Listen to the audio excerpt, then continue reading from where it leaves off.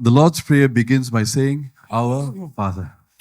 இயேசு கற்றுக் கொடுத்த ஜெபத்திலே பார்க்கும்போது அந்த ஜெபம் எப்படி ஆரம்பிக்கிறது என்றால் பரலோகத்தில் இருக்கிற எங்கள் பிதாவே என்று. And this is how Christianity is different from every other religion. எல்லா மதத்தை பார்க்கலும் கிறிஸ்துவம் இதில் ஒரு வித்தியாசத்தை பார்க்கிறோம். Our God is not made with hands. He's a Father in heaven.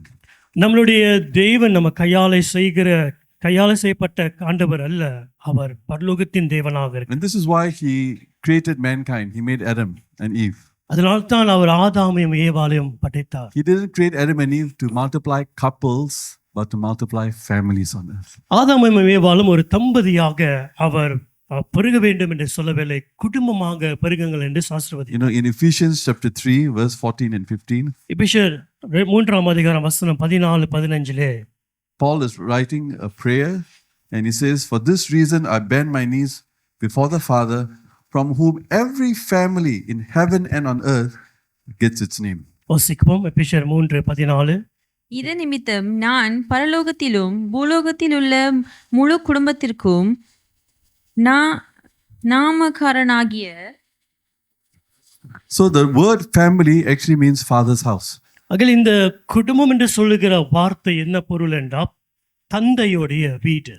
So family gets its name from fathers on earth as the father is in heaven. இந்த குடும்பம் என்ற பேரு அது எங்கே வந்ததுனால் பூமியில் இருக்கிற தகப்பன் பரலோகத்தில் இருக்கிறதே போல பூமியில் இருக்கிற தகப்பன். So even Jesus said in John 14, in my father's house are many mansions. அதான் இயேசு சொன்னார் யோவான் 14 என்னுடைய தகப்பனுடைய வீட்டிலே அநேக வாசஸ்தலங்கள் உண்டு என்று. So heaven is not just a kingdom, it is also the Father's house. ஆகையால் பரலோகம் ஒரு ராஜ்யம் மட்டுமல்ல, அது தகப்பனுடைய வீடாக இருக்கிறது. And so why did God send his son? ஆகையால் ஏன் அவர் தன்னுடைய குமாரனை அனுப்பினார்? He could have sent an angel, he could have sent Michael or Gabriel. அவர் தூதனை அனுப்பியிருக்கலாமே, மைக்கேல் காபிரியல் என்று தூதனை அனுப்பியிருக்கலாம். Wanted us to have a living example of what he wants us to become like. ஏனென்றால் நமக்கு ஒரு நல்ல ஒரு எதிர்காட்டாக நாம் எப்படி வாழ வேண்டும் என்று ஒரு எதிர்காட்டாக இருக்கும்படியாக குமாரனை அனுப்பினார். So he sent his son to build his father's house on earth because many people, especially Christians, have not had fathers, grew up without fathers, or have not had good and healthy fathers, but even abusive fathers, unhealthy fathers. அங்க பிதா குமாரனை அனுப்பி எப்படி ஒரு தகப்பனுடைய குடும்பம் இருக்க வேண்டும் என்று குமாரன் மூலமாக காட்டினார். ஏனென்றால் இன்றைக்கு அதிகமாக தகப்பன் இல்லாதபடி இருக்கிறார்கள், இல்லை வேதனைப்படுத்துகிற தகப்பனாக இருக்கிறார்கள். சரியான தகப்பன் இல்லாத மத்தியிலே குமாரன் தகப்பன் ஸ்தானத்திலே இருந்து வெளிப்படுத்தினார். So when Jesus said, I will build my church, or I will build my house, it actually means I will build my father's house on earth as my father's house is in heaven. அதான் இயேசு சொன்னார், நான் என் சபையை கட்டுவேன், நான் என்னுடைய தகப்பனுடைய வீடை கட்டுவேன். எப்படி என்றால் பரலோகத்தில் இருக்கிறதே போல இந்த பூமியிலே நான் இந்த வீடை கட்டுவேன் என்று. So what is the purpose of the family or the father's house? Again, ஏன் தகப்பனுடைய வீடுடைய நோக்கம் என்னது? The relationship we have under a common authority. ஒரு அதிகாரத்துக்கு கீழே நம்ம இருக்கிற பொதுவான அந்த உறவு. That's what make brothers and sisters, right? They have the same father and mother. அதனால்தான் ஒரு சகோதரிய மாறுகிறோம், ஏனென்றால் ஒரே தகப்பன் இருக்கிறதுனால. So siblings are united by a common authority. ஆகையால இந்த சகோதரியானது ஒரு அதிகாரத்தின் கீழே நம்ம ஒற்றுமையாக இருக்கிறோம். And this relationship under authority is what God the Father uses to change us. இந்த அதிகாரத்தின் கீழே இருக்கிற இந்த உறவு தான் பிதாவானவர் அதை பயன்படுத்தி நம்மளை மாற்றுகிறார். To make us more like his son. அவருடைய குமாரனை போல நாம் காணப்படுவதற்கு. Because it is true relationships under the same authority you discover your strengths and your weaknesses. இந்த அதிகாரத்தின் கீழே இருக்கிற அந்த உறவிலே தான் நம்மளுடைய பலத்தையும் நம்மளுடைய பலவீனத்தையும் நாம் கண்டுபிடிக்கிறோம். See, because if somebody is not your family, you don't like someone, you just avoid them, ignore them. But you cannot do that to your family member. ஒருவர் நம்மளுடைய குடும்பத்தின் சார்ந்தவர்களால் இருக்கும்போது நம்ம தொடர்ந்து உறவு வைக்க மாட்டோம். அவர் தீமையா இருந்தால் விட்டு விலகுவோம். ஆனால் சொந்த குடும்பத்தில் நம்ம அப்படி இருக்க முடியாது. Because a family like a family of faith is under the same roof. The local church is a family of faith just as your own blood family is under the same roof. எப்படி ஒரு வீட்டுக்கீழே ஒரு குடும்பம் இருக்கிறதோ அதே போல திருச்சபையும் ஒரு வீட்டிற்குள்ளே ஒரு குடும்பமாக நாம் இருக்கிறோம். So what is a family of faith? ஆகையால் விசுவாசத்தின் குடும்பமானது எப்படி காணப்படுகிறது? It is where everybody lives and serves like Jesus served as a son. இது எப்படி என்றால் இயேசு கிறிஸ்து எப்படி குமாரனை போல சேவித்தாரோ அதே போல எந்த குடும்பத்திலே நாம இருந்து சேவிக்கிறோம். So that the more we serve like Christ the Son, the more we lead with the heart of the Father. எப்படி குமாரனை போல நாம் சேவிக்கும் பொழுது நம்ம தகப்பனுடைய இருதயத்தை போல மாறுகிறோம், நடத்தப்படுகிறோம். So spiritually healthy sons and daughters become spiritually healthy fathers and mothers. எப்படி ஆவிக்குரிய வாழ்க்கையிலே நல்ல ஒரு சுகமான குமாரன் குமாரத்தியாக இருக்கிறோமோ அதே போல ஆவிக்குரிய வாழ்க்கையில நல்ல சுகமுள்ள தகப்பன் தாயாம் காணப்படுகிறது. Relationally healthy sons and daughters become relationally healthy fathers and mothers. உறவிலே சுகமான ஒரு பிள்ளைகளாக இருக்கும் பொழுது அதே உறவிலே சுகமான தாய் தகப்பனாக மாறுகிறோம். And this is so important because our transformation to become like Christ is the foundation for his kingdom to come. இது முக்கியமாய் காணப்படுகிறது. நம்ம கிறிஸ்துவை போல மாறுகிறது அவர் ராஜ்யம் வருவதற்கு முக்கியமாய் காணப்படுகிறது. You see, every king first begins as the son of the house. எல்லா ராஜாவும் முதலாவது வீட்டிலே குமாரனாக அவங்க செயல்படுகிறார்கள். Before David became king of Israel, he was the son of Jesse, looking after his father's sheep. தாவீது இஸ்ரவேல் ராஜாவாக மாறும் முன்பாக ஜெய்சீர் கீழே அவருடைய மகனாக இருந்து ஆடை பார்த்து கொண்டு இருந்தார். Before Jesus was exalted as King of Kings, he was first the son of Joseph and Mary in the house of Joseph. இயேசு கிறிஸ்து ராஜாவாக உயர்த்துக்கு முன்பாக அவர் யோசேப்புடைய வீட்டிலே தன்னுடைய பெற்றோருக்கு குமாரனாக சேவித்து வந்தார். So in Isaiah 9:6 it says, talking of Jesus, a child is born, the son is given, and the government will rest on his shoulders. ஏசாயா 9:6 வாசிக்கலாம்.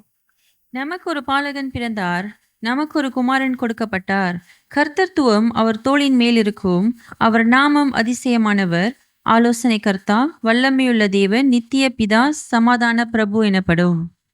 Because to rule and reign with the kingly authority, we have to be prepared by walking in submission as sons and daughters.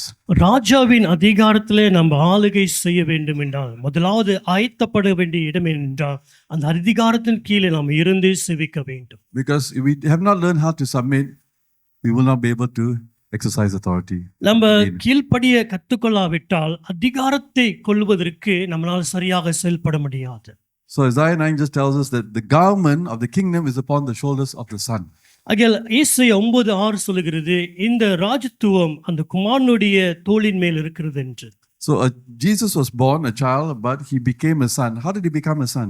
இயேசு பிள்ளையாக பிறந்தார், ஆனால் குமாரனாக அவர் காணப்பட்டார். எப்படி அந்த வளர்ச்சி வந்தது? He grew from childhood to sonship for the 30 years in the house of Joseph. இந்த பிள்ளையாக இந்த குமாரனாக வருவதற்கு 30 ஆண்டுகள் யோசேப்பின் வீட்டிலே அவர் வளர்ந்து வந்தார். Luke chapter 2 says he grew in wisdom, in stature and favor with God and men. So that's what happened for the 30 years. He was growing in wisdom, growing in physical size, growing in favor with God and men. லூக்கா 2:52 சொல்கிறது இயேசு ஞானத்திலும் வளர்ச்சியிலும் மனுஷ தயவிலும் தேவ தயவிலும் அவர் வளர்ந்து வந்தார் என்று வேதம் சொல்கிறது. That's what God wants us to experience in his house, the house of God.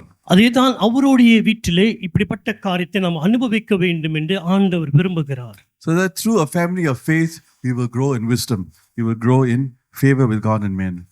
இந்த விசுவாசத்தின் குடும்பத்தின் மூலமாக நாம் ஞானத்திலும் மனுஷ தயவிலும் தெய்வ தயவிலும் வளரும்படியாக. So that as we grow in wisdom and favor, we are developing the foundation for his kingdom authority. நம்ம மனுஷ தயவிலும் தெய்வ தயவிலும் ஞானத்திலும் வளரும் பொழுது அவர் ராஜ்யத்தை நம்ம இந்த பூமியிலே ஸ்தாபிக்கும்படியாக நாம் முன்னோக்கி போய் கொண்டிருக்கிறோம்.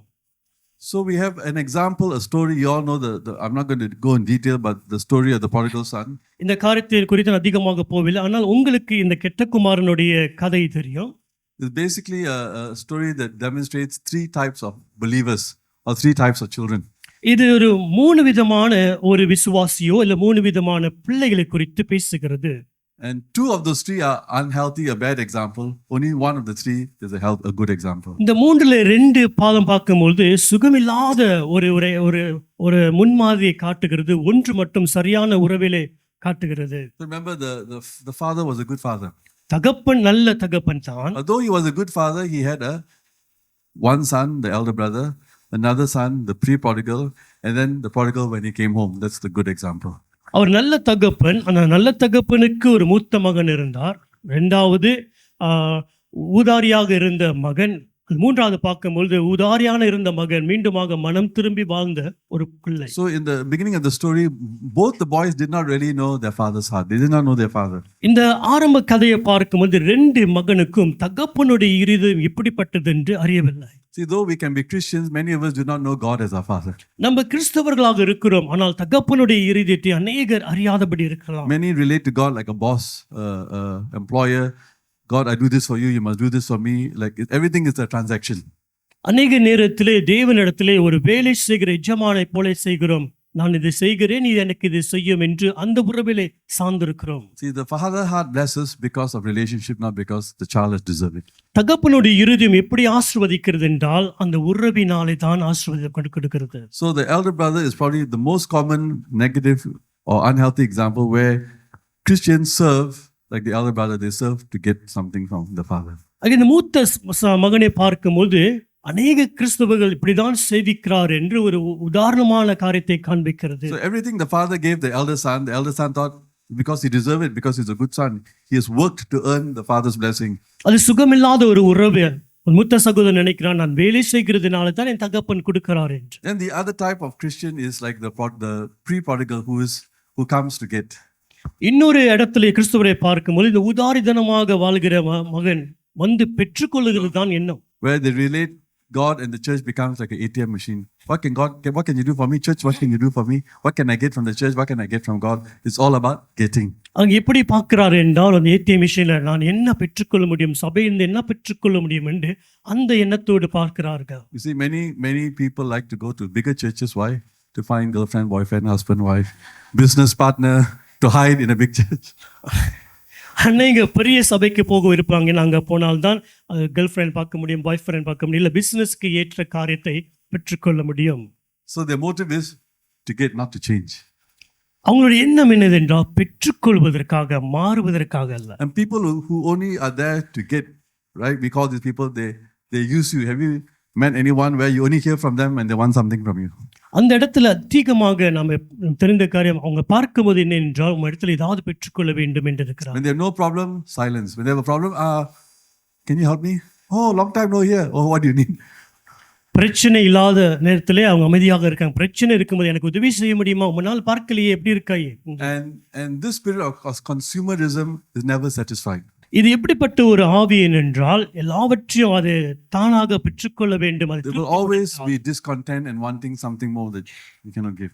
அது எந்த நேரத்திலும் திருப்திப்படுத்தக்கூடியாத ஒரு இருதயத்திலே காணப்படுகிறது. So the pre-prodigal was so discontented. He says, I want all my share of inheritance, and he asked the father for his share. அது இந்த ஊதாரி இருந்தால் மகன் எனக்கு போதுமில்லை இன்னும் வேண்டும் என்று அவனுடைய காரியத்தை பெற்றுக்கொண்டான் தகப்பன். So the father decided to give both his sons their share of the inheritance. He gave the elder son twice the portion and the younger one a third. So 2/3 and 1/3 of the inheritance. தகப்பன் என்ன செய்தார்னா ரெண்டு மகனுக்கும் வேற சேர வேண்டிய பங்கை, மூத்த மகனுக்கு 2 பாகம், குமாரன் சின்ன இளையனுக்கு 1 பங்கை கொடுத்து விட்டார். And you know the story, what happens? The prodigal wastes everything, he loses everything, and then last resort he says, I have to go back, or he's going to starve and die in the wilderness. அந்த கதை நமக்கு தெரியும். அந்த இளைய குமாரன் போய் எல்லாவற்றையும் அவன் வீணாக்கி விட்டு அவன் கடைசியாக எண்ணினான் மீண்டுமாக தகப்பன் வீட்டுக்கு போக வேண்டும் என்று. But what happens when he come back is very powerful. ஆனால் மீண்டுமாக அவன் வரும்போது நடந்த காரியம் தான் ஒரு வல்லமையான காரியமாக இருக்கிறது. Because by right the father did not have to receive him back after what he did. உண்மையாக பார்க்க வேண்டும் என்றால் அந்த இளையகுமாரன் செய்த காரியத்துக்கு தகப்பன் அவனை மீண்டுமாக ஏற்றுக்கொள்ளக்கூடாது. Because what the father gave should only be given after the father dies. But the prodigal didn't care. He says, I cannot wait for you to die. You give me my share now. அந்த தகப்பன் கொடுத்த அந்த பங்கை அவன் இறந்த பின்பு தான் கொடுக்க வேண்டும். ஆனால் மகனோ நீ என்ன நடந்தாலும் பரவாயில்ல, என்னுடைய பங்கு கொடு என்று அவன் கேட்டு வாங்கி கொண்டான். So at that time in culture, if a son did that to the father and he came home, the whole community would stone him to death. அந்த நாட்டில் உள்ள கலாச்சாரத்தின் இப்படிப்பட்ட காரியத்தை அந்த மகன் செய்வான் என்றால் அங்கு இருக்கிற எல்லா சமுதாயமும் அவன் கல்லால் அடித்து சாவடிக்க வேண்டும். The Old Testament, under the law, the punishment for rebellious son is to be stoned.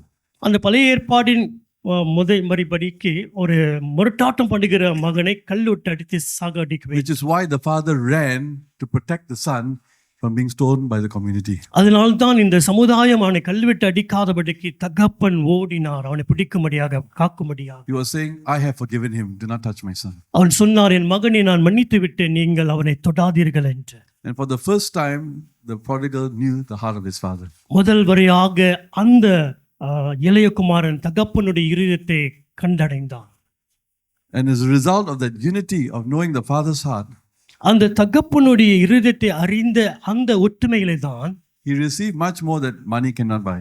பணம் கொடுத்து வாங்கக்கூடாத காரியத்தை அவன் பெற்றுக்கொண்டான். The elder brother only got cash. அந்த மூத்த மகனுக்கு பணம் இருந்தது.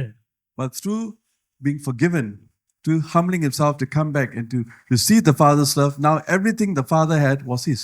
அவன் தன்னை தாழ்த்தி தகப்பனிடத்திலே மன்னிப்பு கேட்டு அந்த மன்னிப்பு பெற்றுக்கொண்டதினாலே தகப்பனுக்கு இருக்கிற எல்லா காரியத்தையும் அவனுக்கு சொந்தமாக மாறுகிறது. Now the restored prodigal had full access to all that was his father's. இந்த மீண்டுமாக சரி செய்யப்பட்ட இந்த இளைய குமாரன் தகப்பனுடைய எல்லா காரியத்துக்கும் பெற்றுக்கொள்வதற்கு பங்காளியாக மாறினார். That unity was represented by the robe of righteousness. அந்த ஒற்றுமையானது எதை கண்டு பார்க்கலாம் என்றால் அந்த நீதியின் சாலை அடைந்தானே அதை The father put a robe on that son. தகப்பன் அந்த மகன் மேலே அந்த சாலையை போட்டார். And then he gave him shoes or sandals which speaks of peace. அவன் சமாதானத்தின் ஒரு பாதை அச்சையை அந்த மகனுக்கு கொடுத்தார். Now the relationship was restored. இப்பொழுது அந்த உறவானது மீண்டுமாக சரி செய்யப்பட்டது. And the ring that the father gave represented the father's authority he had given to the son. அந்த தகப்பன் கொடுத்த மோதிரம் எதை காண்பிக்கிறது என்றால் தகப்பனுடைய அதிகாரத்தை மகனிடத்தில் Many கொடுத்தார். times the ring had a seal that would stamp any legal document to show that the father has authorized the request. அநேக நேரத்தில் அந்த மோதிரத்திலே ஒரு முத்திரை போடக்கூடிய ஒரு காரியம் இருக்கும், தகப்பன் அவனுக்கு அதிகாரம் கொடுத்தார் என்று காண்பிப்பதற்கு. So like the restored prodigal, அகேலே மீண்டுமாக சரி செய்யப்பட்ட அந்த இளையகுமாரன், God wants us to know his heart as our father. அவனை போல தேவன் என்ன விரும்புகிறார் என்றால் அவருடைய இருதயத்தை அறிகிற அறிவை விரும்புகிறார். Because many Christians relate to God like the elder brother or the pre-prodigal. அநேக கிறிஸ்தவர்கள் பிதாவோடு எப்படி உறவு கொள்கிறார்கள் என்றால் மூத்த மகனை போல இல்ல துன்மார்க்கமாய் போன இளையகுமாரனை போல. Their prayer life is based on need. When they have a need, they pray. No need, no prayer. அவங்க ஜெப வாழ்க்கை தேவையை சார்ந்திருக்கிறது. தேவை இருக்கும்போது ஜெபம், தேவை இல்லாவிட்டால் ஜெபம் இல்லை. It's God. It's always God. Give me this, give me that. I need this, I need that. எப்போதும் ஆண்டவரே எனக்கு இது கொடும், எனக்கு அது தேவை இருக்கிறது, இது தேவை இருக்கிறது என்று. But you know, when the prodigal son came home, his language changed. ஆனா இந்த உதாரி மகன் மீண்டுமாக வீட்டுக்கு வரும்போது அவனுடைய பேசுகிற மொழி மாறினது. When he left, he told the father, Father, give me. அவன் விட்டு போகும்போது அவன் சொன்னான், தகப்பனே எனக்கு கொடுங்க. But you know what he said when he came back home? அவன் மீண்டுமாக வீட்டுக்கு வரும்போது என்ன சொன்னான்? He said, Father, make me. அவன் சொன்னான், தகப்பனே என்னை உருவாக்கும், என்னை மாற்றும். Make me like one of your servants. உம்முடைய ஊழியக்காரனாக என்னை மாற்றும். What did Jesus tell his disciples when he called the disciples? He said, follow me and I will make you. இயேசு தன் சீஷர்கள் அழைக்கும் போது என்ன சொன்னார்? என்னை பின்பற்று, நான் உன்னை இதாக மாற்றுகிறேன் என்று பார். See, the transformation is growing in wisdom and favor under common authority as the house of faith. அகில் ஒரு அதிகாரத்தின் கீழே ஒரு மாற்றம் உண்டாகிறது, ஞானத்திலும் தயவிலும். So the father sent his son to model, to demonstrate what he wants us to be. அகில் தகப்பன் நம் குமாரனை அனுப்பினார் எதற்காக? நாம் எப்படி இருக்க வேண்டும் என்று ஒரு வழி காட்டும்படியாக. So for the first 30 years, Jesus was faithful, doing very natural, ordinary things. முதல் 30 வருஷம் இயேசு உண்மையாக எல்லாம் செய்கிற காரியத்திலே அவர் உண்மையாக இருந்தார். He was building a foundation for the last 3 years for the supernatural, where he did supernatural things. அவர் இயற்கைக்கு அப்பால செய்ய வேண்டிய 3 வருஷ காரியத்துக்கு இந்த 30 வருஷம் அந்த அஸ்திபாரத்தை போட்டார். So the son, Jesus, so pleased his father that at the waters of baptism, when he came up, the father said, you are my beloved son, in whom I am well pleased, before he started ministry. அவர் ஊழியத்தை ஆரம்பிக்கும் முன்பாக இயேசு பிதாவுக்கு ரொம்ப பிரியமாக இருக்கின்றதுனாலே அந்த ஞானஸ்நானம் எடுக்கும் போது பிதா சொன்னார், இவரே நேசகுமாரன் என்று. So why did God make us in his image? ஆனா ஏன் தெய்வன் நம்மளை அவருடைய சாயலுக்கு ஒப்பாக மாத்தினார்? Genesis 1, it says, verse 25, God said, let us make man in our image, in our likeness. ஆதியாகமம் 1:25 சொல்லுகிறது, தேவன் சொன்னார் நம்ம மனுஷரை நம்மளுக்கு சாயலுக்கு ஒப்பாக நாம் மாற்றுவோம் என்று. Verse 27, it says, God created man in his own image. In the image of God, he created him, male and female. வாசிக்கலாம் 1:27. தேவன் தம்முடைய சாயலாக மனுஷனை சிருஷ்டித்தார், அவனை தேவ சாயலாகவே சிருஷ்டித்தார், ஆணும் பெண்ணுமாக அவர்களை சிருஷ்டித்தார். So male and female together are made in the image of the Father. அங்கே ஆணும் பெண்ணும் பிதாவுடைய சாயலுக்கு ஏதுவாக படைக்கப்பட்டிருக்கிறோம். So when God said the two shall become one, that you shall become a complete picture or representation of the Father in heaven. In Father and Son. வேதம் சொல்லுகிறது 2 பேரும் ஒன்றாக வருவார்கள் என்று சொல்லும் பொழுது ஒரு முழு படத்தை பிதாவான் குமாரன் எப்படி இருப்பார்கள் என்று அந்த படத்தை பார்க்கும்படியாக செய்கிறது. So this is why, and why does God want us to make us in His image? ஏன் தேவன் நம்மை அவருடைய சாயலுக்கு ஏதுவாக மாற்றுகிறார்? So that we will not serve Him like the elder brother or the prodigal, but like the restored prodigal. ஏன்னா இது நிமித்தம் நம்ம மூத்த மகனை போல சேவிக்காதபடிக்கு மீண்டுமாக புதுப்பிக்கப்பட்ட இளையகுமாரனை போல That we சேவிக்க can serve Him like Jesus served Him. இயேசு சேவித்தது போல நாம் அவரை சேவிக்க வேண்டும். Jesus did not serve as a servant, but as a son. இயேசு ஒரு வேலைக்காரனாக சேவிக்கவில்லை, குமாரனாக சேவித்தார். So in John chapter 14, verse 8, யோவான் 14:8 Philip, one of the disciples, asked Jesus, Lord, show us the Father, and it is enough for us. பிலிப்பு இயேசுவை பார்த்து கேட்டார், இயேசுவே கர்த்தாவே தகப்பனை எங்களுக்கு காண்பியும், அது எங்களுக்கு போதும் என்று. And in verse 9, Jesus said, I've been with you for so long, and you still don't know me, Philip? Don't you know that the one who has seen me has seen the Father? How can you ask me to show you the Father? 9வது வசனத்தை வாசிக்கலாம். அதற்கு இயேசு, பிலிப்புவே, இவ்வளவு காலம் நான் உங்களுடனே கூட இருந்தும் நீ என்னை அறியவில்லையா? என்று என்னை கண்டவன் பிதாவை கண்டான், அப்படி இருக்க பிதாவை எங்களுக்கு காண்பியும் என்று நீ எப்படி சொல்லுகிறாய்? Romans 8:29 says that we have been predestined to be conformed to the image of His Son.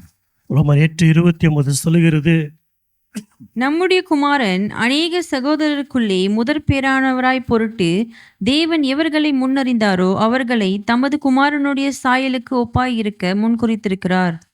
And this was the Apostle Paul's prayer for the church.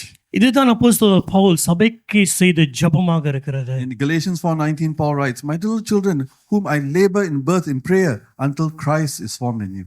கலாத்தியர் 4:19 சொல்லுகிறது, என் சிறு பிள்ளைகளே, கிறிஸ்து உங்களிடத்தில் உருவாகும் அளவும் உங்களுக்காக மறுபடியும் கர்ப்ப வேதனைப்படுகிறேன்.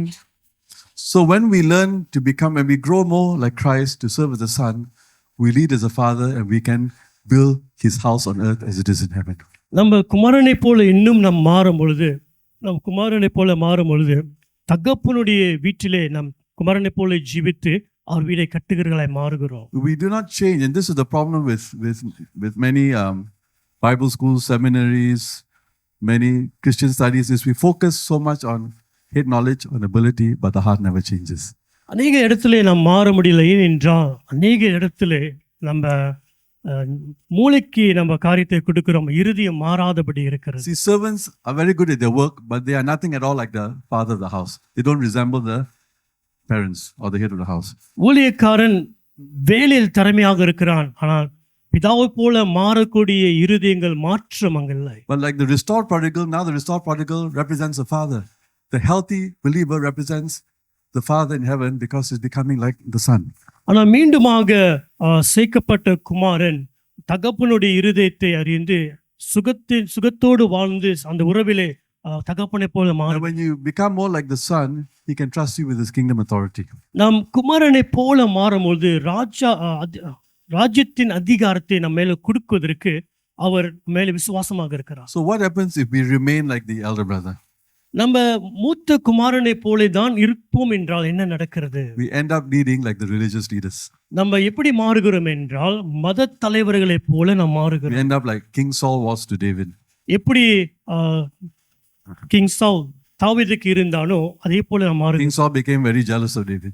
சவுல் ராஜா தாவீதை பார்த்து பொறாமை அடைந்தான். In the end, the jealousy turned to murder. Saul was trying to murder David. அந்த பொறாமைகள் என்ன மாற்றின என்றால் அவனை கொலை செய்கிறவனாக மாற்றினது. So you cannot be a healthy leader if you're not a healthy son and daughter. ஒரு சுகமான ஒரு குமாரன் குமாரத்தி இல்லாவிட்டால் சுகமான ஒரு தலைவராக இருக்க And you முடியாது. cannot be a healthy son and daughter without becoming more like Christ. நம்ம கிறிஸ்துவை போல மாறாதபடிக்கு நம்ம சுகமுள்ள ஒரு பிள்ளைகளாக இருக்க And முடியாது. so God's heart is for every believer to mature to become a father, whether you have children or not. பிதாவுடைய இருதயம் எப்படி என்றால் ஒவ்வொரு விசுவாசியும் ஒரு தகப்பனை போல ஸ்தானத்துக்குள்ளே மாற வேண்டும். Because the spirit of influence and leadership is the heart of the Father. ஏனென்றால் ஒரு தாக்கத்தை கொண்டு வருகிற ஒரு ஒரு ஆவி, ஒரு தகப்பன், ஒரு தலைவர்களாக ஒரு தாக்கத்தை கொண்டு வருகிற குணம் தான் தகப்பன் நம்மளை குறித்து வைத்திருக்கிறது. Just because we are children doesn't mean we are healthy fathers. நம்ம பிள்ளைகளாக இருக்கிறதுனாலே நம்ம சுகமுள்ள தகப்பன் என்று எண்ண முடியாது. You know, sometimes we feel very sorry for children who don't have fathers. சில நேரத்துல தகப்பன் இல்லாத பிள்ளைகளுக்கு நம்ம கவலை அடைகிறோம். But you know what? It is better to be without a father than to be with an abusive father. ஒரு abusive father, One who abuses them, hits them, beats them, someone who abuses. துன்பப்படுத்துகிற தகப்பனை பார்க்கலாம் தகப்பன் இல்லாமல் இருக்கிறது நலம்தான். And there are many children who go through beatings and abuse that wish they never probably had a father. சில பிள்ளைகள் இப்படி போகிற துன்பத்திலே போகும்போது அவங்க நினைக்கிறாங்க எங்க தகப்பன் இல்லாமல் இருந்தால் நல்லமா இருக்கும் என்று எண்ணம் இருக்கிறது. And same thing, just because a leader has followers doesn't mean that they are a healthy leader. அதே போலதான் ஒரு தலைவரை அவர் பின்பாக ஆள்கள் வருகிறார் என்றால் அவங்க சுகமான ஒரு தலைவர்கள் என்று சொல்ல முடியாது. And this is why Paul writes what he does in 1 Corinthians 4. அதுதான் பவுல் 1 கொரிந்தியர் 4 எழுதுகிறார். In verse 15, Paul says, you have thousands of instructors and teachers, but you have very few fathers. 15வது வசனம், கிறிஸ்துவுக்குள் 10,000 உபாத்தியர்கள் உங்களுக்கு இருந்தாலும் தகப்பன்மார் அநேகர் உங்களுக்கு இல்லையே. கிறிஸ்து இயேசுவுக்குள் சுவிசேஷத்தில் நான் உங்களை பெற்றேன். So Paul is saying, look, you have many leaders or teachers, but very few who lead and teach with the father heart. Pavul சொல்லுகிறார் அநேக தலைவர்கள் இருக்கிறார்கள், போதகர்கள் இருக்கிறார்கள், ஆனால் தகப்பனுடைய இருதயத்திலிருந்து நடத்துகிறவர்கள் சிலர் என்று.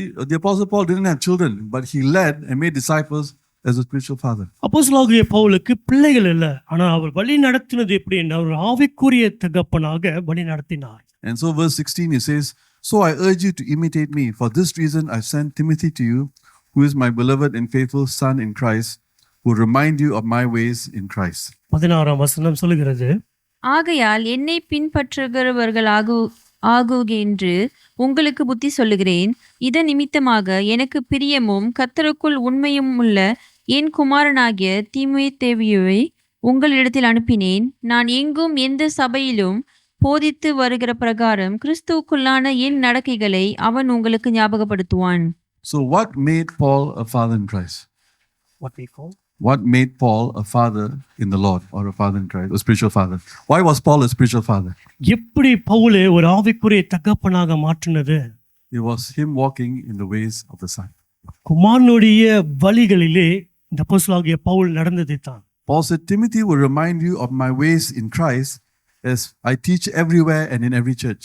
பவுல் சொல்லுகிறார், திமோத்தேயானவன் கிறிஸ்துவுக்குள்ளே என்னுடைய வழிகளை உங்களுக்கு வெளிப்படுத்துவார் என்று. So because Paul walked in the ways of the Son, he became a father. Pavul இந்த குமாரனுடைய வழிகளிலே நடந்ததினாலே பவுல் தகப்பனாக The மாறினார். ways of the Son like the ways of the restored prodigal son. இந்த குமாரனுடைய வழிகள் என்னென்றால் மீண்டுமாக சரி செய்யப்பட்ட அந்த இளைய குமாரனை If you do பார்க்க not walk in the ways of the Son, you begin to walk in the ways of the elder brother. Our the அந்த prodigal. குமாரனுடைய வழிகளை நடக்காவிட்டால் மூத்த சகோதரனுடைய வழிகளோ இல்ல துன்மார்க்கமாக போன அந்த இளைய குமாரனுடைய வழிகளை நடப்பார். That is why 2 Chronicles 7:14 says, if my people called by my name will humble themselves, pray and turn from their wicked ways that are not the ways of Christ, then I will hear, forgive and heal their land. அதனால்தான் 2 நாளாகமம் 7:14 சொல்லுகிறது, என் நாமம் தரிக்கப்பட்ட என் ஜனங்கள் தங்களை தாழ்த்தி தீமையான வழிகளை வெற்றி ஜெபிப்பார்கள் என்றால் நான் பரலோகத்திலிருந்து அவங்க செவி கேட்டு நான் அவங்க தேசத்தை சேமத்தை உண்டு பண்ணுவேன் என்று சொன்னார். So the land is not healed because the church is unhealthy. And the church is unhealthy because too many are walking in the ways of the elder brother and the ways of the restored prodigal son. இந்த பூமியானது நிலமானது சுகமாக இருக்காத காரணம் என்னென்றால் சபையானது சுகமில்லாத ஒரு வழிகள் நடக்கிறது. சுகமில்லாத ஒரு வழி என்று சொல்லும் பொழுது மூத்த சகோதரனும் துன்மார்க்கமான மகனை போல வாழ்கிற ஒரு வழிகளை நடக்கிறது. What are the ways of the son? குமாரனுடைய வழிகள் எப்படி இருக்கும்? The ways of humility, தாழ்மை அங்க இருக்கும். the ways of the fear of the Lord. கர்த்தருக்கு பயப்படுகிற பயம் இருக்கும். Is the ways that Jesus demonstrated as he grew up in the house of Joseph. யோசேப்பின் வீட்டிலே இயேசு வளர்ந்து வரும்போது அவர் காட்டின ஒரு வழி. Now remember this, Joseph and Mary were born in sin. They were not perfect. Jesus was the most perfect family member. நீங்க மறந்து விடாதீங்க, ஜோசப்பும் மரியாளும் பாவிகளா தான் பிறந்தார். ஆனா இயேசு கிறிஸ்து எல்லாவற்றிலும் பூர்ணமான ஒரு புருஷனாக See, a இருக்கிறார். lot of people today are looking for a perfect church. I ask them, why you don't go to church? No church is perfect. Exactly. You step into the church, you'll no longer be perfect. இப்ப எல்லாமே அநேகர் ஏன் சபைக்கு போகிறேன், என்ன எந்த சபையும் பூர்ணமல்ல. உண்மைதான், நீங்க சபைக்கு போனால் அந்த சபையே பூர்ணமற்று போய்விடும். Jesus wasn't born in a perfect house. His mother, Joseph and Mary were not perfect. இயேசு கிறிஸ்து ஒரு பூர்ணமான ஒரு வீட்டிலே பிறக்கவில்லை. தாயும் தகப்பனும் பூர்ணமற்றவர். So Jesus was an example of how to be the light in a dark environment. ஆக இயேசு நமக்கு ஒரு முன்மாதிரியாக ஒரு இருளான இடத்துல எப்படி வெளிச்சமாக இருக்க வேண்டும் என்று. And why there's so many problems in the body of Christ and division and disunity? ஏன் இன்றைக்கு சபையிலே ஒரு ஒற்றுமை இல்லாத ஒரு காரியங்கள் பிரச்சனைகள் இருக்கிறது என்றால், Because many leaders in the body of Christ have not changed from becoming elder brothers. And so they lead with a spirit of religion and control. என்ன அநேக தலைவர்கள் இந்த மூத்த சகோதரனுடைய வழிகளை விட்டு விலகாதபடிக்கு ஒரு மத தலைவர்களைப் போல ஒரு யாராவது நம்ம அவங்க அடிமையாக நடத்த வேண்டும் எண்ணத்தோடு நடத்துகிறார். So the more we become like Christ, the more we walk in His ways, we begin to lead with the heart of the Father. We become a healthy household of faith, a healthy family of faith. அங்கே நம்ம எப்படி ஒரு எவ்வளவு நம்ம குமாரன் ஸ்டைலாக மாறுகிறோமோ, நம் தகப்பனுடைய வீட்டிலே ஒரு சுகமான ஒரு வாழ்க்கையிலே உறவிலே நம்ம கட்டி வாழ ஆரம்பிப்போம். And then His kingdom can come.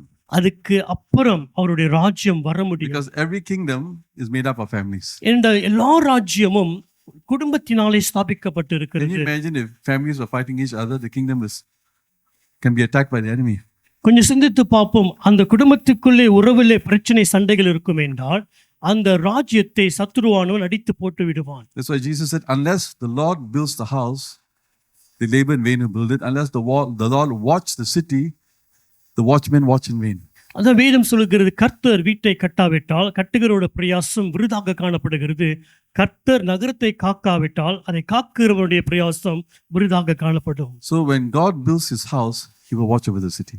அதால் தேவன் தம்முடைய வீட்டை கட்டுவார் என்றார் அந்த நகரத்தை அவர் காத்துக் கொள்ளுவார். But if He did not build the house and the house is not healthy, the city is not protected. ஆகையால் அவர் அந்த வீட்டை கட்டாவிட்டால் அந்த வீடு சுகமில்லாதபடி இருக்கும் என்றால் அந்த நகரம் சுகமில்லாதபடி So காணப்படும். every Christian family, every local church is meant to make up the wall in their city like Nehemiah. ஆக ஒவ்வொரு திருச்சபையும் எப்படி என்றால் அந்த நகரத்தை காக்கக்கூடிய அந்த மதுவை காக்கக்கூடிய ஒரு சபையாக காணப்பட You வேண்டும். know how the wall that Nehemiah built was completed so fast? I think in 52 days. நெகேமியா அந்த மதிலை எடுத்து கட்டுவதற்கு 52 நாள் எப்படி சீக்கிரமாக முடிந்ததெல்லாம் The என்றால், wall was built family by family, building the wall in front of their house. ஏனென்றால் அந்த மதுவை அவங்க வீட்டு முன்பாக குடும்பமாக அந்த மதுவை கட்டி எழுப்பினார்கள். So healthy churches and healthy families make up the wall of their city. ஆகையால் சுகமான ஒரு குடும்பம், சுகமான ஒரு சபை அந்த நகரத்தின் மதுவை கட்டுகிறதாய் காணப்படுகிறது. So God sent His Son who was made in the image of the Father so that we can become like Jesus to represent the Father so that we can host His kingdom government. பிதாவானவர் தன்னுடைய குமாரனுடைய சாயலுக்கு ஒப்பாக நம்ம மாற வைக்கிறார். அதுக்கு மாறின பின்பு நம்ம அவர் ராஜ்யத்திற்கு ஏற்றவர்களாக நாம் காணப்படுகிறோம். See, like the elder brother, there was nothing wrong with Lucifer's performance in heaven.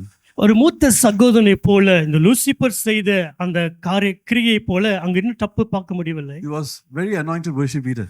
Lucifer ஒரு மூத்த சகோதரனை போல அவன் அபிஷேகப்பட்ட ஒரு துதி ஆராதனை செய்கிறவனா இருந்தான். Why did God throw out Lucifer and the third of the angels? ஆனா ஏன் ஆண்டவர் இந்த மூன்றிலே ஒரு பங்கமாக இந்த தூதனை பரலோகத்திலிருந்து தள்ளிவிட்டார்? It was nothing to do with his job performance. அவன் செய்த வேலை கிரிகை நிமித்தம் அல்ல. He didn't say, Lucifer, come in, I'm sorry I have to tell you this, your singing is not good enough. அவர் You're singing not in time, not in tune. No, anointing is very poor, you better get out. Lucifer அனுப்பிங்க பாரு, நீ ஒழுங்கா பாடல, ஒழுங்கா ராகத்தோட பாடல, அபிஷேகம் குறைவா இருக்கு, அதனால இந்த வீட்டை விட்டு தள்ளி விடுகிறேன் என்று சொல்லவில்லை. Lucifer served like the best servant, but he did not have the heart of the son to honor his father. Lucifer நல்ல ஒரு உண்மையான ஒரு வேலைக்காரனாக சேவித்தான். ஆனா தகப்பனை கனப்படுத்தக்கூடிய அந்த குமாரனுடைய இருதயம் இல்லை. See, servants can do the job, but their hearts are not changed. ஒரு வேலைக்காரன் வேலைகளை செய்ய முடியும், ஆனா இருதயம் மாறாதபடி இருக்கும். That's why many will say, Lord, Lord, I did this in your name, I cast out demons in your name, I prophesied in your name. But Jesus will say, God will say, who are you? I don't know, I never known you. They didn't realize it was not what they did that make them accepted, but how they did what they did. as sons or servants, and only sons are saved. அதான் அநேகர் அந்த நாள்ல வந்து ஆண்டவரே உம்முடைய நாமத்தில் இதை செய்தும் அதை செய்தும் என்று சொல்லுவார்கள். இயேசு சொல்வார், எனக்கு நீர் யார் எனக்கு தெரியவில்லை என்று சொல்லுவார்கள். இது ஏனென்றால் ஒரு குமாரனுடைய ஸ்தானத்தில் இருந்து அவங்க அந்த வேலையை செய்யாதபடிக்கு வேற அங்கமாக செய்தார்கள். Okay, and this is coming to a close soon. முடிக்க நாம் வருகிறோம். What happens when you begin to lead with the heart of the Father? ஒரு தகப்பனுடைய இருதயத்திலிருந்து நம்ம வழி நடத்த ஆரம்பிக்கும் போது என்ன You நடக்கிறது? leave a spiritual inheritance for those who honor you that money cannot buy. பணம் கொடுத்து வாங்கக்கூடியாத ஒரு நீ வரப்போகிற தலைமுறைக்கு ஒரு ஆசீர்வாதத்தை நாம் வைத்துட்டு சொல்கிறோம். Psalm 112, சங்கீதம் 112 the first two verses. முதல் 2 வசனம் சொல்கிறது, It says, "Blessed is the man who fears the Lord, who delights in his word. His descendants will be mighty. The generation of the upright will be blessed." அல்லேலுயா, கர்த்தருக்கு பயந்து அவருடைய கட்டளைகளில் மிகவும் பிரியமாயிருக்கிற மனுஷன் பாக்கியவான். அவன் சந்நிதி பூமியில் பலத்திருக்கும். செம்மையானவர்களின் வம்சம் ஆசீர்வதிக்கப்படும். So the descendants or the children of one who fears the Lord is blessed, not because they fear the Lord, but because the father of the house fears the Lord. The blessing comes down. They didn't earn it. They didn't deserve it. இந்த ஒரு மனிதன் கர்த்தருக்கு பயப்படுகிற இந்த ஒரு மனிதன் நிமித்தம் அவனுடைய பிள்ளைகள் ஆசீர்வாதமாக இருக்கிறது. இந்த பிள்ளைகள் அதுக்கு தகுதியற்றவர்கள்ல அவங்க அதை பெற்றுக்கொள்வது காரணம் அந்த ஒரு தகப்பன் பிதாவுக்கு அவர் பயந்திருந்தார். In Psalm 128, சங்கீதம் 128 verse 1, it says, "Blessed are all who fear the Lord, who walk in his ways." கர்த்தருடைய பயத்திலே நடக்கிற எல்லா மனுஷனும் பாக்கியவான் என்று சொல்லுகிறது. Remember, the key word here is the ways. What are the ways we are walking in? இங்கே முக்கியமான காரியம் என்னென்றால் நம்ம நடக்கிற வழி என்று எந்த வழியில நடக்கிறோம். Psalm 103 says, "The children of Israel knew the works of God, but only Moses knew the ways of God." சங்கீதம் 103 பார்க்கும் இஸ்ரவேல் ஜனங்கள் தேவனுடைய கிரியைகளை அறிந்திருந்தார்கள், மோசே தேவனுடைய வழிகளை So அறிந்திருந்தார். blessed are all those who fear the Lord, who walk in his ways. Verse 2, "You will eat the labor of your hands. You will be happy. It will be well with you." Now listen to verse 3. "Your wife will be like a fruitful vine." Why? Because you're blessed who fear the Lord, your wife will be blessed. It says, your children will be like olive plants all around your table. Why? Because blessed are those who fear the Lord, who walk in his ways, your family will be blessed. That is the generational legacy inheritance. When you lead the house, there's a father by becoming a son. இதிலே ஒரு தகப்பன் அடுத்து வருகிற தலைமுறைக்கு ஆசீர்வாதம் 2ஆம் வசனத்தை பார்க்கலாம். உன்னுடைய கையின் கிரியை நிமித்தம் ஆசீர்வாதமாக இருக்கும். நீ சந்தோஷமாக இருப்பாய். எல்லாமே உனக்கு நன்மையாய் காணப்படும். உம்முடைய மனைவி உன்னுடைய வீடோரம் சுற்றி இருக்கிற திராட்சை ரசத்தை போல காணப்படுவாள். உடைய பிள்ளைகள் உடைய பந்தியை சுற்றி நாற்றப்பட்ட ஒலிவி மரம் போல காணப்படுவார்கள் என்று வேதம் சொல்கிறது. Proverbs 14:26 says, "In the fear of the Lord there is a strong confidence, and his children will have a place of refuge." நீதிமொழி 14:26 வாசிக்கலாம். கர்த்தருக்கு பயப்படுகிறவனுக்கு திட நம்பிக்கை உண்டு. அவன் பிள்ளைகளுக்கும் அடைக்கலம் கிடைக்கும். So if you're a father this morning, இன்றைக்கு நாம் தகப்பனாக இருப்போம் என்றால் your children depend on your obedience. உங்களுடைய பிள்ளைகள் நீங்கள் கீழ்ப்படுகிற காரியத்திலே அவங்க சார்ந்திருக்கிறார்கள். Your obedience will give them a blessing they cannot get without your obedience.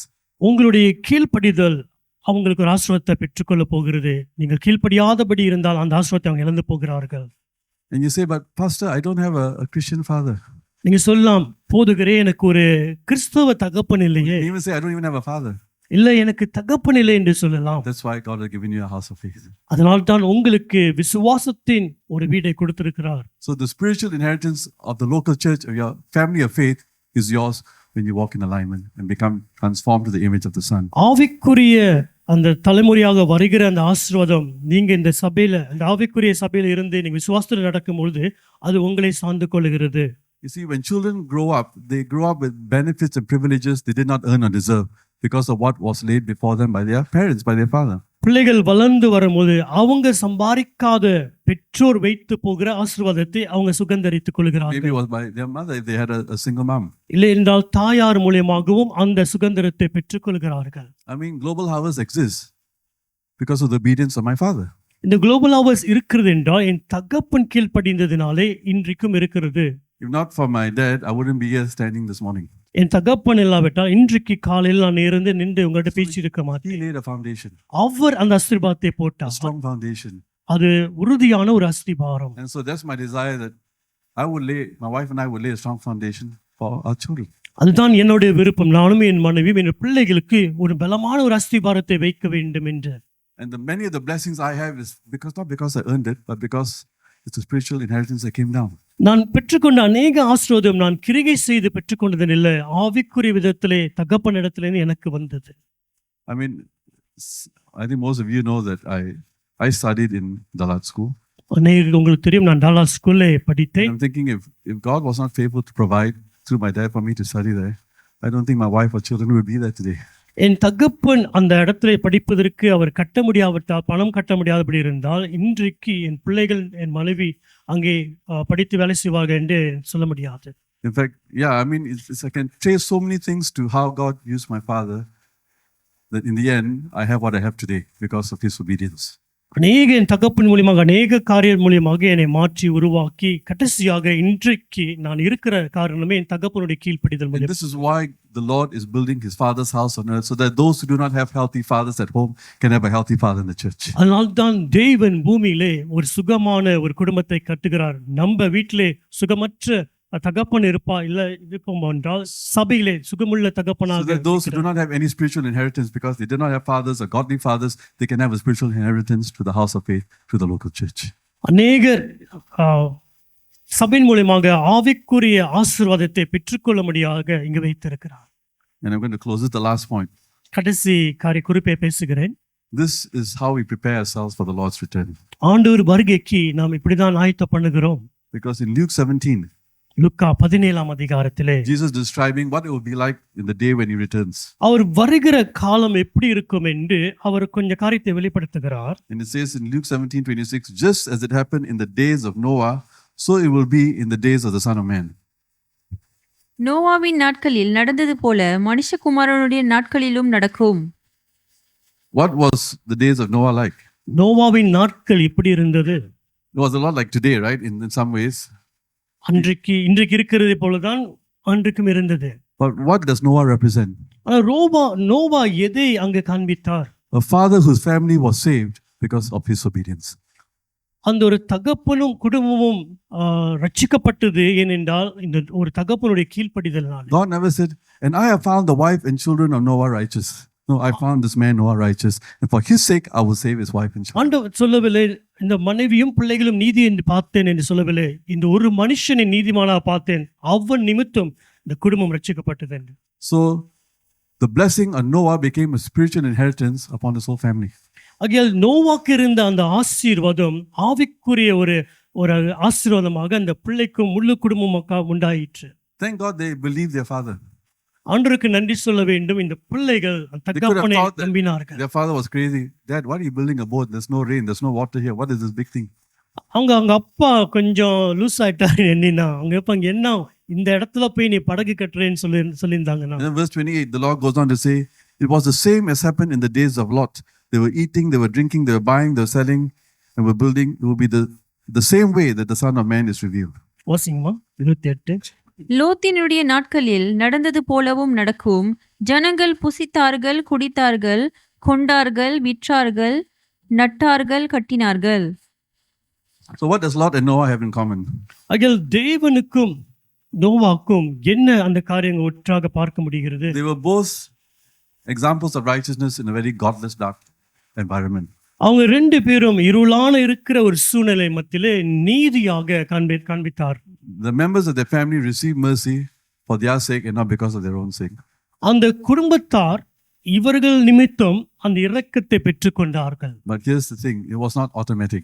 ஆனா இது ஒரு காரியங்கள் அது தற்செயலாக நடக்கவில்லை. It was God's heart to save his married daughters, their husbands, his single daughters. But the son-in-laws didn't believe. They thought Lot was joking or crazy.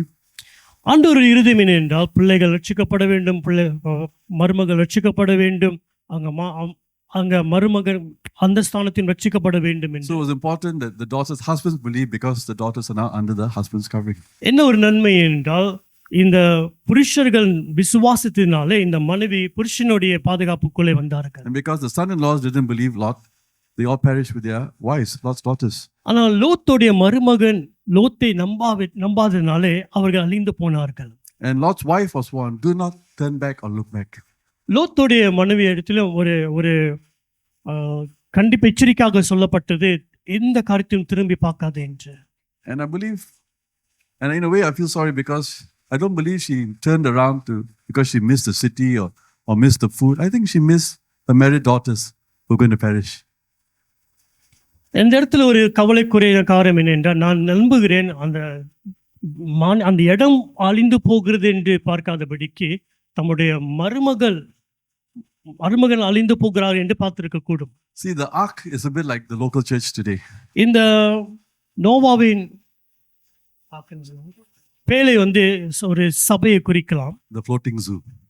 அது மெல்லிந்து கொண்டு இருக்கிற zoo. Okay, it's full of animals, right? It's a floating zoo. அநேக மிருகங்கள் இருக்கிறது. But the local church is a bit like the ark because when Noah was building the ark, it didn't make sense. இந்த சபையானது ஒரு ஒரு பேழையை போல, நோவா அந்த பேழையை கட்டும் போது அது சிந்தனைக்கு ஏறக்கூடாது, சிந்திக்க முடியாத ஒரு காரியமாக காணப்படுகிறது. His wife and children just had to trust their father. ஆனால் நோவாவுடைய மனைவியும் பிள்ளைகளும் நோவாவை நம்ப வேண்டும். For many, the local church does not make sense. Why go to church? I just see TV, like Christian TV. I just go, have fellowship with Christians. Doesn't make sense. Why the need to go to church? அநேகர் ஒரு சபை அவங்க முக்கியமாக தேவையில்லை, நான் ஏன் சபைக்கு போக வேண்டும், நான் டிவி மூலியமாகவே பார்த்துடலாமே என்று ஒரு எண்ணங்கள் இருக்கிறது. Do you remember how God saved the Israelites during the Passover? இஸ்ரவேல் ஜனங்களை ஆண்டவர் எப்படி பாதுகாத்தார் தெரியுமா?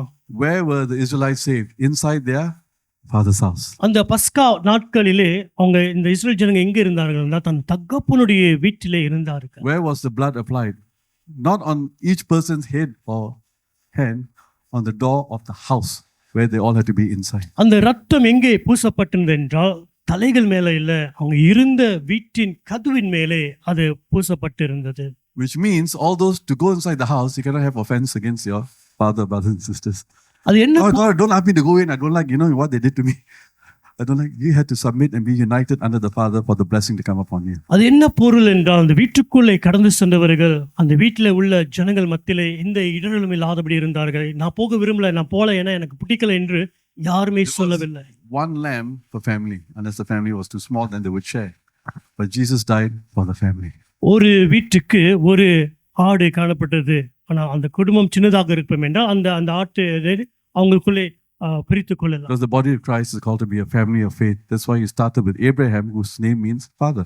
ஆக இயேசு கிறிஸ்துவும் அந்த ஆடாக காணப்பட்டார். அதுதான் ஆபிரகாம் தகப்பன் என்று அழைக்கப்படுகிறார். So the 12 sons of Israel, the 12 tribes, is a prophetic picture of the church. Many tribes and many churches, local churches. இந்த 12 கோத்திரங்கள் ஒரு 12 ஒரு தீர்க்கதரிசனமாக ஒரு சபையை குறித்து பேசுகிறது, குடும்பமாக. And lastly, I'm going to end with the last verse of the Old Testament. பழைய ஏற்பாட்டில் உள்ள கடைசி வசனத்தின் மூலமாக நான் முடிக்க விரும்புகிறேன். Malachi 4:6 says that he will turn the hearts of the fathers to the children and the children to the fathers, so that he will not come and strike the land with destruction. மலாக்காய் 4:6 வாசிக்கலாம். நான் வந்து பூமியை சங்காரத்தால் அடிக்காதபடிக்கு அவன் பிதாக்களுடைய இருதயத்தை பிள்ளைகள் இடத்திற்கும் பிள்ளைகளுடைய இருதயத்தை அவர்கள் பிதாக்களின் இடத்திற்கும் திருப்புவான். Wow. What does he mean by this? என்ன இது குறிக்கிறது? You see, Noah's family was saved because the hearts were turned to each other. They were one. They believed him. நோவாவுடைய குடும்பம் மீட்கப்பட்டது என்றால் அவங்களுடைய இருதயம் ஒருவருக்கொருவர் இணைக்கப்பட்டிருந்தது. But Lot's son-in-laws hearts weren't turned to him. They didn't believe him. They thought he was crazy.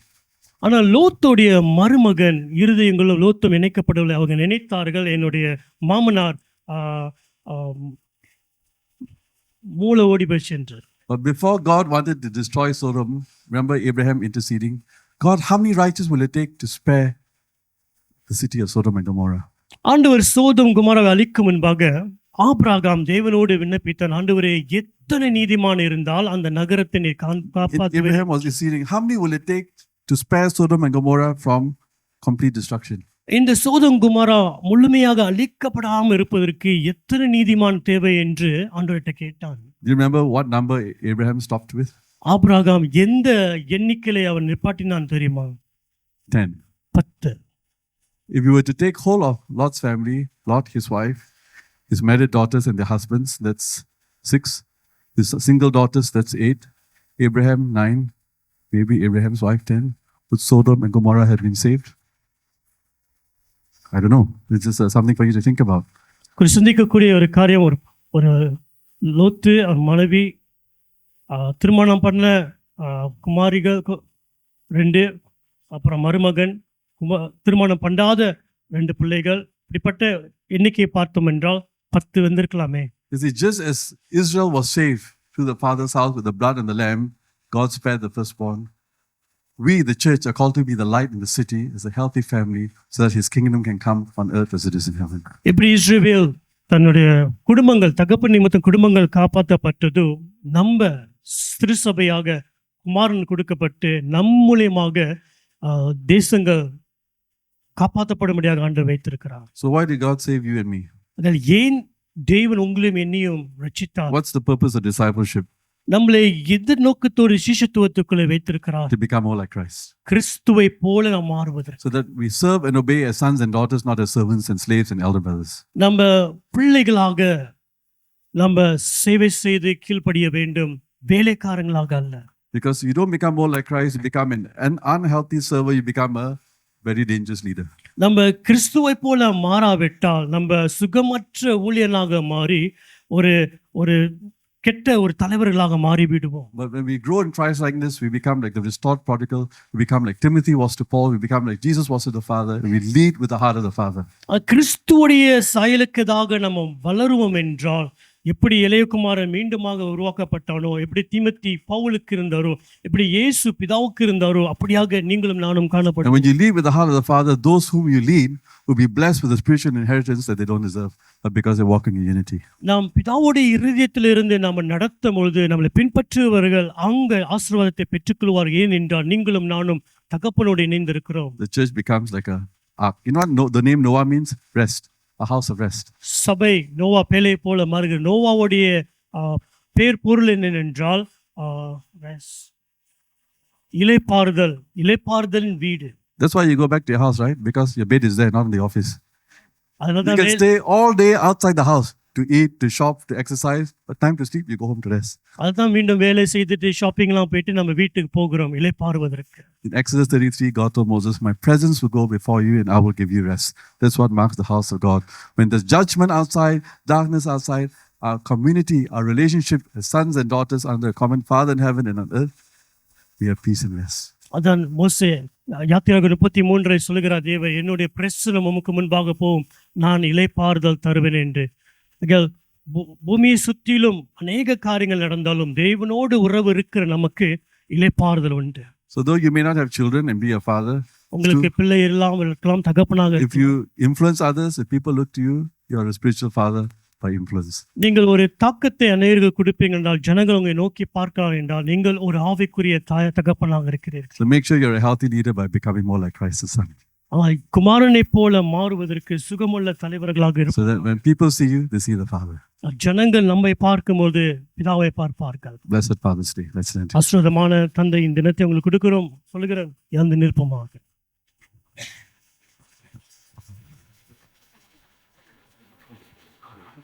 Thank you, Father. Father, we just thank you for being a wonderful Heavenly Father. தகப்பனே, எங்களுக்கு நல்ல ஒரு பரலோக தந்தையாக இருப்பதற்காக நன்றி. Thank you for sending your Son to reveal your heart, Father. உம்முடைய குமாரனை அனுப்பி உம்முடைய இருதயத்தை எங்களுக்கு காண்பித்ததற்காக நன்றி. Everything Jesus said he did was what he saw you do. Everything he said was what he heard you say. இயேசு செய்ததையும் பேசினதும் பிதா எதை செய்கிறாரோ எதை பேசுகிறார் தான் செய்கிறேன் என்று சொன்னார். So every miracle that your Son did was because you're a miracle working living Father. மகன் குமாரன் செய்த எல்லா அற்புதங்களும் நீ செய்தது பிதாவே, நீ அற்புதம் செய்கிற பிதாவாக Yes, இருக்கிறீர். Lord, we thank you that God, you're the God who makes a way where there seems to be no way. உமக்கு நன்றி செலுத்துகிறோம். நீர் வழிகள் இல்லாத இடத்திலே வழிகளை செய்கிற தேவனாக இருக்கிறீர். Father, grant us the grace to know your heart as your Son knows you. பிதாவே, குமாரனுமே அறிந்ததைப் போல நாங்களுமே அறிகிற அறிவை எங்களுக்கு கிருபையாக தருவீராக. That we'll be rooted and grounded in love that casts out fear. எல்லா பயத்தையும் புறம்பே தள்ளுகிற அந்த அன்பிலே நாங்கள் வேரூன்றி இருக்கும்படியா. Forgive us if we have served you as elder brothers or prodigals. ஆண்டவரே, மூத்த சகோதரனை போல இல்ல கெட்ட குமாரனை போல உம்மை சேவை செய்திருந்தால் எங்களை மன்னியும். Forgive us if our motivation to obey you is just to get something in return. ஆண்டவரே, நாங்கள் உமக்கு இடத்துல ஏதாவது பெற்றுக்கொள்ள வேண்டும் என்ற அந்த நோக்கத்தோடு நாங்கள் வந்திருப்போம் என்றால் எங்களை மன்னியும். Father, our prayer as your children is to make us more like your son. அன்றே உம்முடைய பிள்ளைகளாக இருக்கிற எங்கள் ஜெபம் என்னவென்றால் உம்முடைய குமாரனை போல எங்களை இன்னும் மாற்றும் ஆண்டவர். Grant us the grace to be conformed to the image of the Son, குமாரனுடைய சாயலுக்கு ஒப்பாக மாற எங்களுக்கு கிருபை தாரும். that we will walk in the ways of Christ and not the ways of the elder brother or servants. கிறிஸ்துவுடைய வழிகளிலே நடக்கவும் மூத்த குமாரனுடைய வழிகள் இல்லாதபடி. The Lord, that when we walk in your ways, Lord, you will heal us to bring healing, and that you will trust us with your kingdom authority and government. ஆண்டவரே, நாங்கள் உம்முடைய வழிகளிலே நடக்கும்போது நீ சுகப்படுத்துகிற ராஜ்யத்தின் அதிகாரத்தினாலே எங்களுக்கு கொடுக்கிறேன். Yes, Lord, we pray, let your kingdom come ஆண்டவரே, நாங்கள் ஜெபிக்கிற ராஜ்யம் வரட்டும் upon and through your sons and daughters. எங்கள் மூலமாக உம்முடைய பிள்ளைகள் குமாரன் குமார்த்தி மூலமாக. Grant us the grace to be that house of rest, that our own homes be full of your presence and peace. ஆண்டவரே, இளைப்பாறுதல் வீடாக மாற எங்கள் வீடு ஆண்டவரே உம்முடைய சமாதானத்தின் சந்தோஷமாக இருக்க கிருபை செய்யும். That you will confirm your presence, Lord, with your power. உம்முடைய வல்லமையோடு உம்முடைய பிரசன்னம் எங்களோடு இருக்கிறது என்று அதிகாரத்தை நீர் நிச்சயப்படுத்தும் ஆண்டவர். I just pray a special blessing on every household here, ஆண்டவரே, ஒவ்வொரு வீட்டார்களுக்காக குடும்பத்துக்காக நாங்கள் ஜெபிக்கிறோம் ஆசீர்வாதத்தை. on every father's house. ஒவ்வொரு தகப்பனுடைய வீட்டிலும் ஆண்டவரே. And even those without fathers, I pray, Lord, for the mothers. ஆண்டவரே, தகப்பன் இல்லாத வீட்டில் ஆண்டவரே தாயின் மூலமாக உம்முடைய ஆசீர்வாதத்தை That கடந்து you வர will, செய்வீராக. that their children would know your heart, Father. அவர்கள் பிள்ளைகள் ஆண்டவரே உம்முடைய இருதயத்தை அறியட்டும். And you grant even Pastor Chantal and myself the grace to represent you well as a spiritual father in this house, Lord. ஆண்டவரே, pastor சாந்தலும் ஆண்டவரே pastor Ruban ஆண்டவரே ஆவிக்குரிய தகப்பனாக தாயாக வெளிப்படுத்த நீ கிருபை We thank you, செய்வீர். Lord, even for your grace upon Pastor Alvin and Pastor Michelle, Lord, pastor Misha pastor Elvin மேல் உம்முடைய கிருபை இருப்பதற்காக நன்றி. to reveal you, your heart well as a father, ஒரு தகப்பனாக உம்முடைய இருதயத்தை காண்பிப்பதற்கு, that we will walk in your ways, உம்முடைய வழிகளில் நடக்க, that we will be that ark of rest of your presence.